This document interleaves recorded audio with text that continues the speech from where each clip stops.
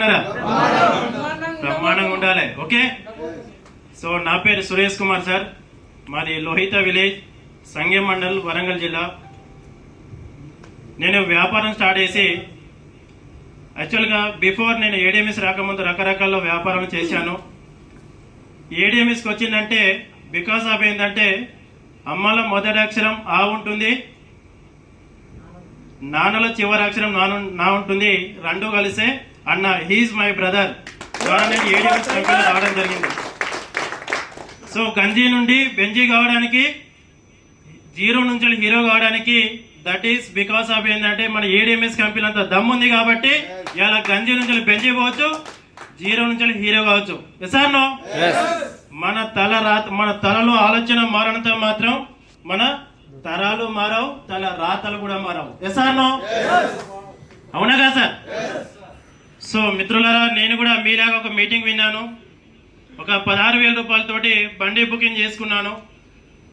కేవలం ఒక ముగ్గురిని రిఫర్ చేశాను. ఈ రోజు నా టీం సైజు ఒక 3,300 మంది టీం సైజు ఉంది. నేను కూడా మొన్న రీసెంట్లీ డబుల్ గోల్డ్ అచీవర్ కూడా కావడం జరిగింది. నేను ఈ వ్యాపారం ద్వారా నేను ఒక్కనే కాకుండా నాకు నమ్మి వచ్చిన నా టీం సభ్యులు తీసుకున్న అమౌంట్ 4.5 కోట్ల రూపాయలు కూడా తీసుకోవడం జరిగింది. నేను ఒక్కనే కాకుండా నా టీంలో మీరు ఒక 10 మంది కూడా మీరు ఒక 10 లక్షల రూపాయలు తీసుకున్న వాళ్ళు కనీసం 10 మంది ఉన్నారు. దుబాయ్ విన్నర్స్ ఉన్నారు, టీవీ విన్నర్స్ ఉన్నారు. నా టీం నేను ఒక్కనే వరంగల్లో విత్తనం నాటితే ఇలా దాదాపు 10 జిల్లాలో టీం సైజ్ ఉంది సార్ నాది. అంటే ఏడిఎంఎస్ నమ్మితే సొమ్ము, నమ్మకపోతే దుమ్ము. అవునా కదా సార్? సో నేను కూడా ఏడిఎంఎస్ కంపెనీలో కనీసం ఒక 10 మందినైనా కోటీశ్వరం చేయాలి. నేను ఏడిఎంఎస్ రాకముందు నాకు ఒక కారు ఉంది, 2 ప్లాట్స్ ఉన్నాయి సార్. నేను ఏడిఎంఎస్ సంపాదించుకోలేదు. ఏడిఎంఎస్కి ఎందుకు వచ్చిందంటే, ఎందుకు కష్టపడుతున్నానంటే హన్మకొండలో సొంతిల్లు ఉండాలి.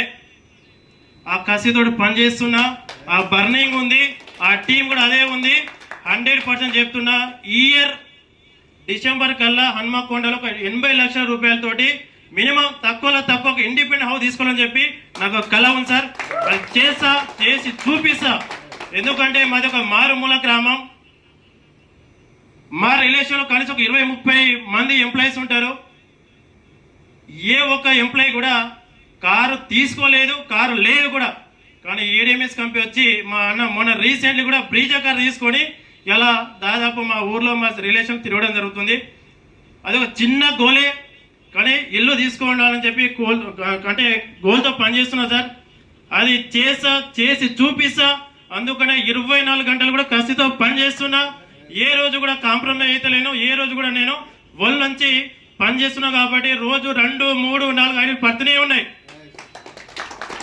సో ఆ విధంగా పనిచేస్తున్నా కాబట్టి అడవికి ఎన్నో జంతువులు వస్తుంటాయి, పోతుంటాయి, కానీ పులే.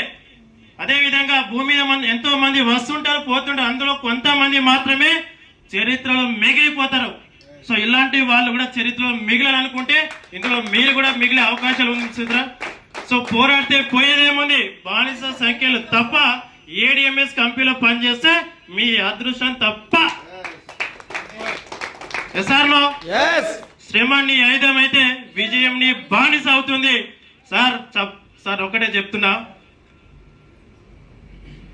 సో ఇక్కడ ఏంటంటే చప్పట్లు కొట్టి పొగిడే వాళ్ళని మర్చిపోవచ్చు, కామెంట్లు చేసే వాళ్ళని మనం ఆ విధంగా ఉండాలి.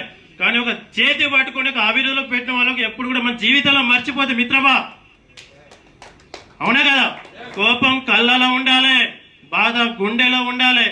ఎన్ని కష్టం నష్టం ఎదురైనా తట్టుకునే దమ్ము, ధైర్యం ఉండాలి. ఆ ధైర్యం ఉంది కాబట్టి గట్టిగా పనిచేస్తున్నా. మీరు కూడా పని చేయండి, మీరు కూడా మాలాగా సంపాదించుకోండి.